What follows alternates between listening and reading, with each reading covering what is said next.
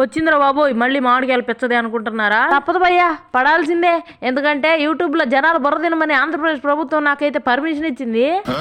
Permission ఇచ్చిన licence తో ఇలా మామిడికాయ తిన్నట్టు జనాల బుర్ర తిందామని చెప్పేసి రెడీ అయిపోయాను. ఇంకా అసలు విషయానికి వద్దాం. నా చిన్నప్పుడైతే మా అమ్మ వాళ్ళ ఇంట్లో పెరుగన్నంలో మామిడికాయ నంచుకొని పిసుకొని జురుకొని తినేవాళ్ళు, ఒక్క నేను తప్ప. అయితే వాళ్ళు పెరుగన్నంలో ఇలా మామిడికాయ నంచుకొని తినడం చూసి నాకు 10 రోజులు ముందు తిన్నది కూడా బయటకు వచ్చేది. పెరిగే నచ్చదు బాబోయ్ అంటే మళ్ళీ పెరుగన్నంలో మామిడికాయ ఒకటి. పెరుగన్నంలో ఈ మామిడికాయ పిసుకొని తినడం, ఈ అరాజకాలు నేను చూడలేను బాబోయ్ అని మా వారిని పెళ్లి చేసుకొని మా వారి దగ్గరకు వచ్చిన తర్వాత సేమ్ సిచ్యువేషన్. మా వారికి కూడా పెరుగన్నంలో మామిడికాయ ఉండాలి.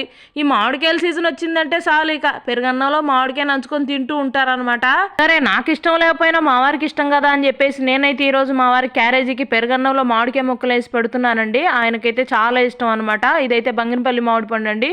చాలా తీయగా ఉంది, చాలా బాగుంది. మీలో ఎంతమందికి ఇలా పెరుగన్నంలో మామిడికాయ ముక్కలు